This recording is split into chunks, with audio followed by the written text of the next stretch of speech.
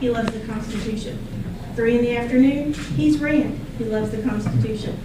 What you see is what you get.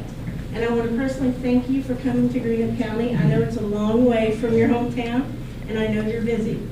So that being said, I would like to introduce our Senator, Rand Paul.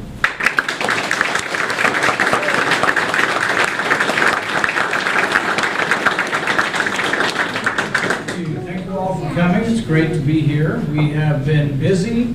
I think this is our 90th town hall we've had in the last 6 months. And before Labor Day, we'll actually go over 100 town halls. We've been to every corner of Kentucky and some of them a couple of times.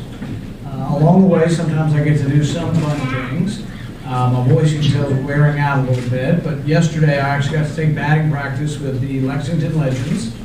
And the reason we do that is we're trying to beat the Democrats in baseball and politics. We play a game every year between the Republicans and the Democrats for charity. And we get to play at the National Stadium, professional stadium, fast pitch baseball. It's a lot of fun. But the Democrats have beaten us for 5 years in a row. We finally beat them this year.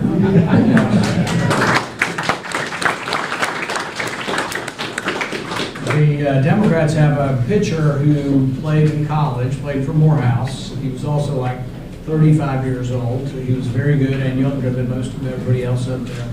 And so I always told them, you know what, you Democrats, you love regulation so much. Why don't we have a regulation that says your pitcher can only pitch for 2 innings? And they're like, no. So they believe in a meritocracy when it comes to the congressional baseball game, just not when it comes to the rest of the things in the economy. But we have been very busy traveling the state and kind of listening to folks, finding out what is going on in your community, what's going right, what's not going right. And I tell most communities, or every community, the same thing. I want you to thrive.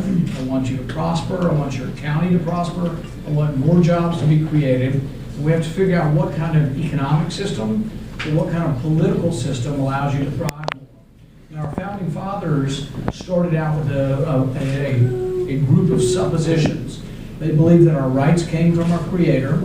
These were God-given rights, that they were naturally yours, and that one of the main goals of government was to protect those rights. Government really wasn't about coming to your community to create jobs. Government was about staying out of the way so you could create jobs. And that's why it's very much alarmed me that government, or a few people in government, have taken the role of saying that they will bankrupt the coal industry, that they will bankrupt coal. Their intention is to put people out of business. Barack Obama told us this when he ran for office. He didn't lie to you. He told you what he was going to give you, and he gave it to you. He said he would bankrupt coal. Unfortunately, we're heading in that direction. Some of the coal companies have gone bankrupt. Hillary Clinton was just as explicit a couple of months ago when she said she was going to put coal miners out of business. But you know what? It's not just coal miners that lose their jobs. 15,000 coal miners have lost their jobs. We've lost 600 jobs at AK Steel. We lost about 150 jobs at CSX Railway, all sort of interrelated to the war on coal. It should not be the job of government to bankrupt an industry. We can agree to some regulations for health and safety and to make it a better place, but we cannot agree to have people whose goal it is to bankrupt an industry. These people should not be in office. And if I had my way, I would do everything possible to make sure that we don't get Hillary Clinton in the White House.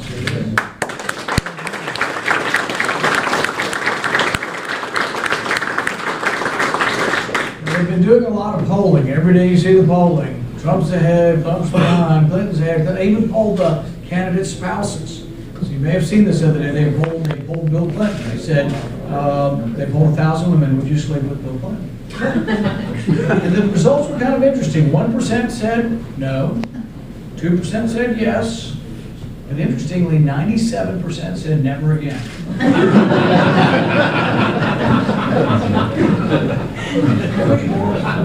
We can kind of laugh at that.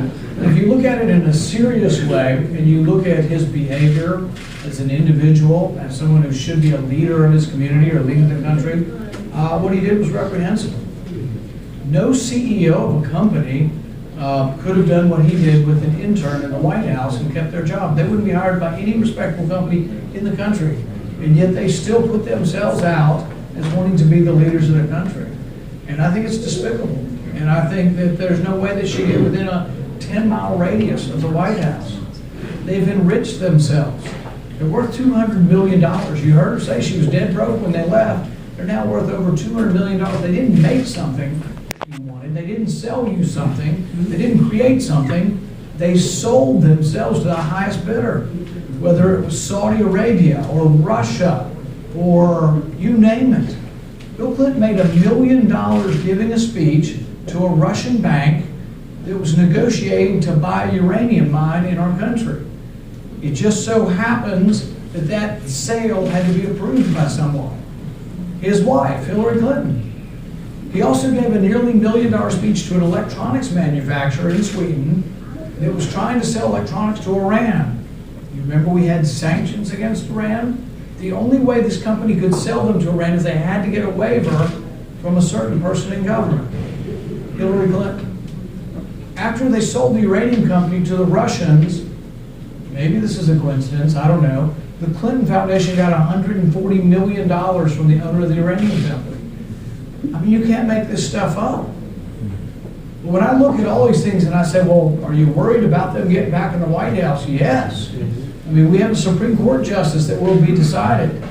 Before Justice Scalia died, the ruling was 5-4 that the president acted unconstitutionally. Well, actually, they didn't rule on the constitutionality, but they stopped the power plant regulations that are shutting the coal power plants down. They stopped it with a 5-4 ruling with Scalia in the majority. And then, unfortunately, Justice Scalia died. So now we hang in the balance, 4-4 in the Supreme Court, with a possibility that a constitutionalist, you know, if we appoint someone who actually believes in the original interpretation of the Constitution, that we could strike down some of what Obama's doing to us here. You know, this regulation is one more nail in the coffin of Kentucky, Kentucky coal, and eastern Kentucky. And it has ramifications. Look, you go all the way over to Maysville and you think you're not in coal country, and yet they have jobs that are lost in Maysville. You go to Madisonville, you go through, I mean, you go to Owensboro to the aluminum plant. The aluminum plant came to our state because of cheap electricity. I mean, we're sort of all interconnected. There are more jobs out there than you think. But it shouldn't be the role of government to try to shut down an industry. And so what we really need is, we need people who are in Washington to defend us, heaven forbid, against the Clintons getting back in the White House.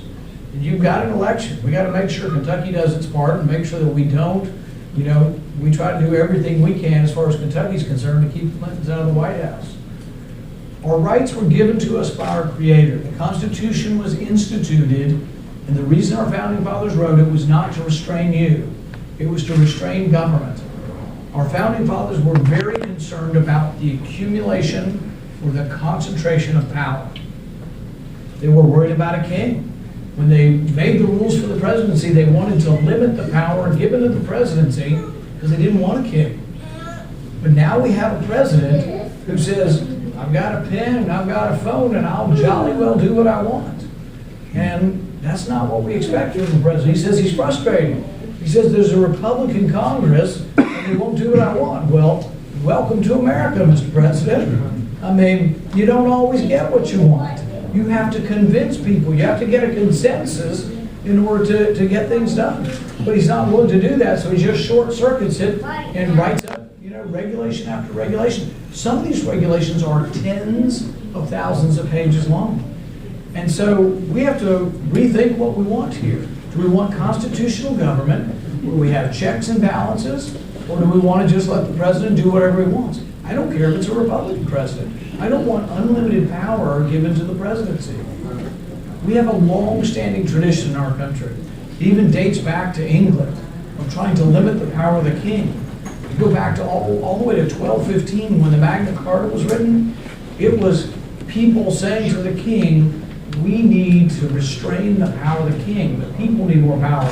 The parliament needs more power, and the king needs less power. That's what we've still got going on, and our founding fathers understood this. But, you know, when they wrote the Constitution, it was intended to be one-to-one power. Congress was supposed to be equal to the presidency, equal to the judiciary. There's supposed to be checks and balances. Madison put it this way, he said we would pit ambition against ambition. The ambition of Congress to want more power would be checked by the president and vice versa. Same with the judiciary. But what's happened is it's kind of gotten away from us. If I were to estimate how much power the presidency has, I would say it's 1,000-fold greater than Congress. All of the regulations that are killing coal, we haven't voted on any of them. They've all been written by executive order, by executive regulation, and it's the biggest problem we have in Washington. When people ask me, what's the worst thing President Obama's done to the country? I was like, how long do you have? But it really isn't specific items. Obamacare was terrible for us. The banking regulations are killing our banks. The coal regulations are all bad. But really, if you want to sum it all up, it's the collapse of the separation of powers. We have a Republican Congress. He shouldn't go and do this. We should have a check and a balance on him, but he's not asking for legislation. He's not asking your opinion or my opinion. He's just doing jolly well what he wants. And this is a problem. And it goes back to the original founding of the country that we need to be skeptical of power, no matter which party is in power. Lincoln put it this way. Lincoln said that if you want to test a man or a woman, if you really want to check them, if you want to say, can you give it up? It's anyone can stand adversity, but if you want to truly test a man, give him power. Lincoln understood this. So did Washington. Washington served 2 terms, and he relinquished power. Washington could have been king. Many people said, be a king, be our leader, be a king. And he relinquished that power. But that's what we need are people in office who aren't there to grab up power, who aren't there to enrich themselves by using government to enrich themselves, and who understand that their role and their job when they come to Greenup County should be, how can I help you to prosper? How can I get out of your way to allow you to create more jobs? Part of understanding this, though, is to understand that we're on the same team. This is a real problem. You have people like Bernie Sanders wanting to divide the country, or wanting to say it's just those evil corporations. It's those mean corporations. We just tax them more, then everything will be better for the working man.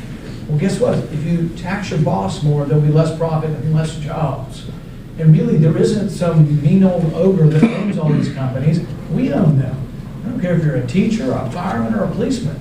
If you have some kind of form of retirement, you own Apple Computer. You own IBM. You own Exxon. You may not own as much as you would like to own, but you own a small sliver. Neither do I. But I own corporations because I have some retirement money that I put aside. If I have a mutual fund, you own part of the company. But it's not a zero-sum game. It shouldn't be us versus them. It shouldn't be, there's a shrinking pie. Let me grab what I can grab while I can. No. It should be that we should be for enlarging the pie. Right now our economy is growing at 1%. The historical average is about 3%. For every percentage point, it's about 1 million jobs. So you want Ashland, Greenup County, and Russell, all this to do better, we need more growth. It'll help everything. We just have to have a bigger pie. But if we pit the worker against the corporation, the worker against the boss, and say that we're on opposite sides, then we're just going to be struggling and fighting over the scraps. Why don't we try to get a thriving country again? Government goes at least at 3%. Under Reagan, one time it grew at 7%. Why? What did he do? He came in and he dramatically lowered tax rates. He didn't come in and say, oh, this person has 2 cars and I'm going to take one of them and give it to this person that has no cars. He came in and said, I'm going to make everybody richer. Everybody's going to prosper because we're going to make government smaller. We're going to have a government that keeps the peace, a government that enforces contracts, a government that protects your natural God-given liberty, and a government that defends the country. But not a government that gets involved in your life from cradle to grave and gets so involved that it beleaguers us. Look, we're losing jobs overseas, and people say, well, I want the jobs to stay in America. Well, quit punishing American corporations. We have the highest corporate income tax in the world, 35%. We're double the average of the industrial world. And you say, well, why are jobs going overseas? Why can't we compete with Chinese steel? Well, maybe one of the reasons is our taxes are higher than anybody in the world. What if your taxes are the highest in the world, and what if your regulatory burden's the highest in the world? Maybe we'd compete better if we were more competitive with our government policies. Businesses go where they're welcome. Burger King reincorporated in Canada. How sad is that? Because the taxes are lower. The corporate income tax in Canada is 15%. 35% here. Corporate income tax in Ireland, 12%. Corporate income tax even in socialized France, about 20, 25%. We're the highest in the world. We've got to do something about it. So we have to decide, what do you want? You want to grab part of a shrinking pie, or would you rather the pie grow for everybody in America, be the engine of opportunity and engine of production again? We do some things great. Farming, we're the leading grower of crops in the whole world. Cattle, all those things. We do great in a lot of things. We've got to figure out how to do well in manufacturing again. One way to do it is, let's make the burden less of government. Let's have government policing the marketplace, but not interfering in the marketplace. I think if we do that, we can thrive like we haven't done in a long, long time. I see my job as trying to get the government out of the way of your prosperity, trying to leave more money in your community. My job is to tax Greenup County less and to leave millions of dollars here that doesn't go to Washington. I think if we do that, we will thrive again. But we haven't won the battle yet. The battle is still ongoing in Washington. But we are the richest, freest, most humanitarian country ever in the history of mankind. In 2014, we gave away, not the government, but you. You gave away to your church, Salvation Army, Goodwill, you name it. Private individuals gave away $400 billion in 2014 in America. That only happens under capitalism. Capitalism is freedom. It's a freedom to exchange and to reap the reward of working hard. That's what capitalism is. It means great wealth. I think Cuba's got a lot of money to give away. They've got nothing. They have no wealth, and they drive cars from like 19. You want to see an antique car show? Go to Cuba. That's what they have. But they don't have great wealth. We have to understand where our wealth came from. It didn't come from envy. It didn't come from coveting your neighbor's car, your neighbor's boat.